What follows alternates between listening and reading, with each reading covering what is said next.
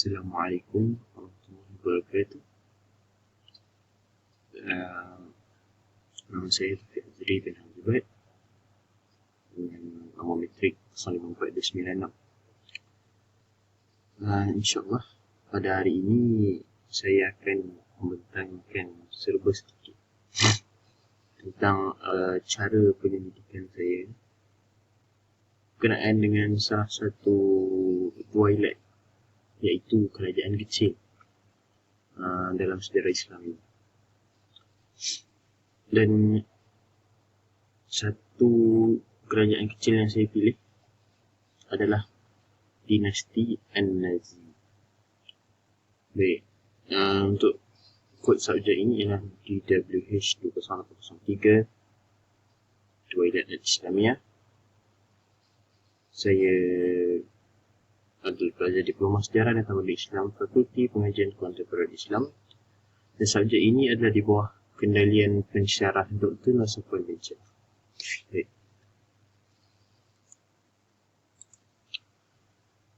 Okay. Kita mulakan dengan pengenalan.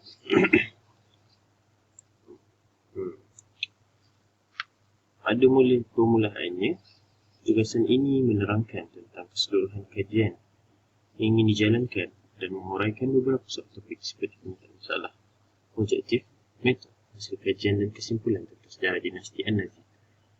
Okey. Sebelum kita memulakan suatu kajian tu, kita mesti ada pengenalan. Betul.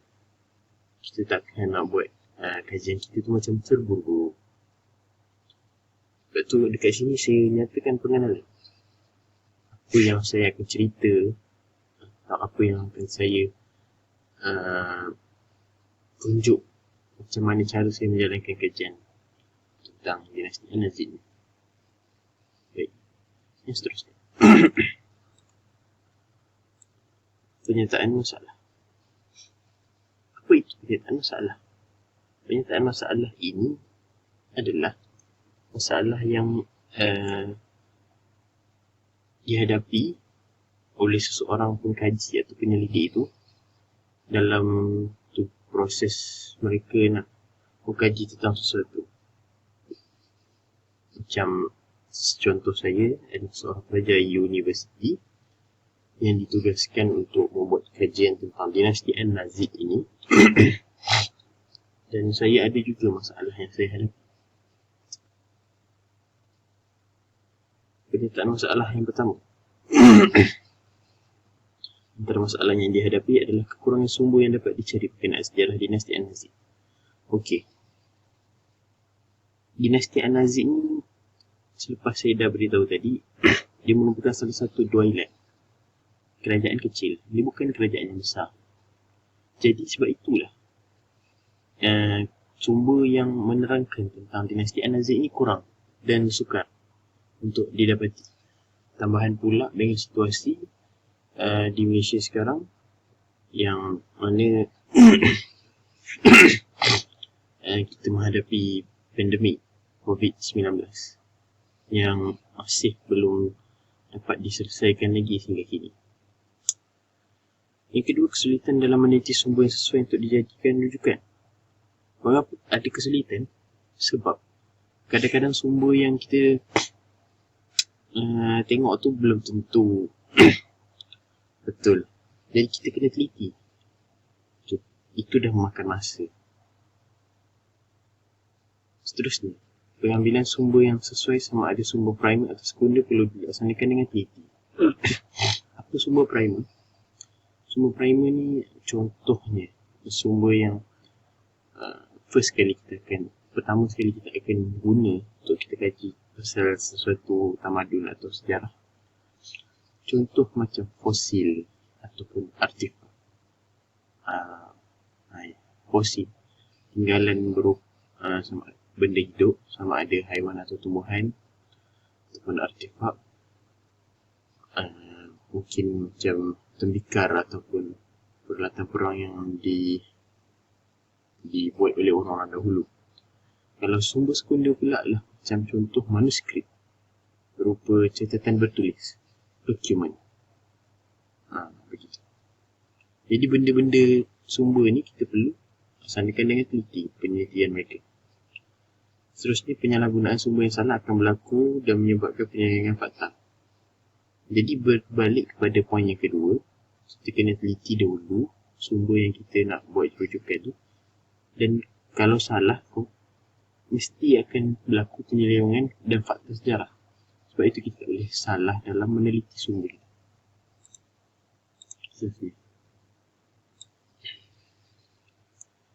Metod kajian. Metod kajian ini adalah langkah atau cara metod seseorang itu melaksanakan kajian. Metodologi kajian melalui pengumpulan data dan maklumat daripada cara berbagai sumber supaya dapat menghasilkan bukti yang boleh menyokong sesuatu kajian. Seperti yang sudah saya nyatakan tadi, pengumpulan data dan maklumat itu perlu sebab kita nak buat kajian. Dan mesti ada, bila kita dah kaji tu, mesti kita dapat hasilkan satu bukti yang boleh menyokong satu kajian, yang boleh kita nyatakan, oh, ada dinasti Al-Azid ni wujud, mereka ini wujud, bukan sekadar mitos. Kajian ini menggunakan kaedah kualitatif menerusi instrumen analisis dan ulasan literatur dan penggunaan sumber sekunder dan melitinya untuk menguraikan data dan maklumat lebih tepat.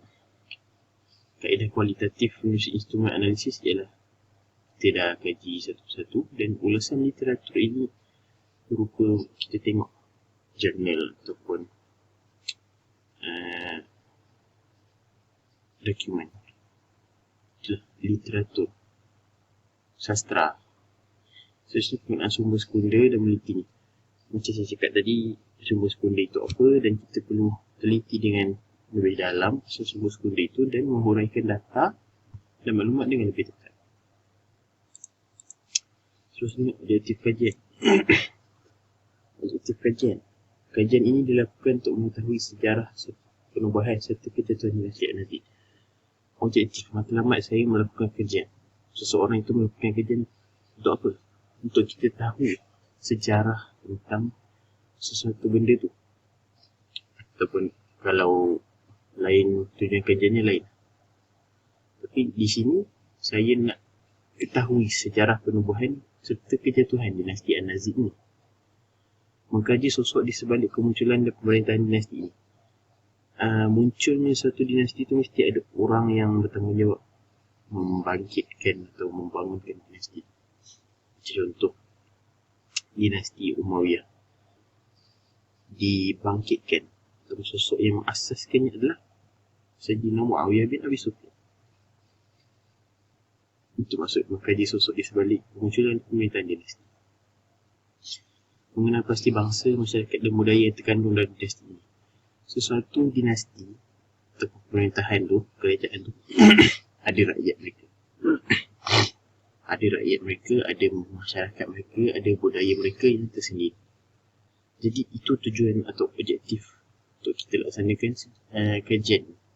Untuk kita tahu bangsa, kenaan bangsa, masyarakat, budaya, cara hidup mereka yang wujud semasa era dinasti.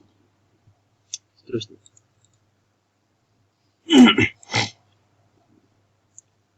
hasil kajian. Berdasarkan apa itu hasil kajian? Hasil kajian ni hasil ataupun sesuatu hasil benda yang kita feedback yang kita dapat. Okay. Hasil apa yang kita dapat lepas kita dah buat kajian. Berdasarkan kajian, data yang didapati daripada pencarian di internet dan sumber sekunder kemunculan dinasti Al-Azid. Jadi tadi kita nak tengok sejak kita dah bercakap pasal kita kena ada bukti yang boleh menyokong pasal kewujudan kerajaan ini. Jadi berdasarkan kajian, data yang saya dapat daripada pencarian di internet dan sumber sekunder memperlihatkan kemunculan dinasti Al-Azid ini. Maksudnya mereka ni wujud, mereka ni ada, bukan sekadar mitos semata-mata. Dapat mencapai hasil daripada objektif kajian dengan menggunakan metod yang tepat ni sesuai. Okey, kita dah tengok metod kita jalankan macam mana. Kita tengok sumber sekunder, sumber primer, kita check macam ada fakta tu betul atau salah. Jadi hasil yang kita dapat benda yang sahih, apa yang bukan yang palsu, berdasarkan metod yang tepat dan sesuai. Masalah ni kajian dapat diatasi dan diselesaikan. Okay. Kita tengok masalah kajian kita tadi, boleh berlakunya penyelewengan penyelewengan fakta dan sebagainya. Tapi Alhamdulillah, selepas kita berusaha nak kaji tentang sumber primer dan sekunder ini semua, permasalahan kajian ini dapat diatasi dan diselesaikan. Okay. Terakhir, kesimpulan.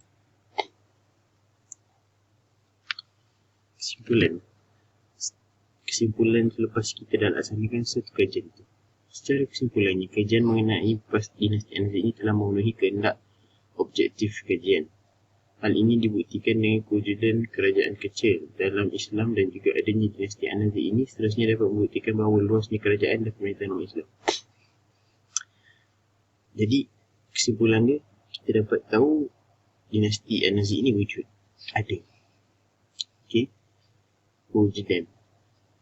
Maksudnya kerajaan kecil Duailat Islam tu ada, bukan tak ada.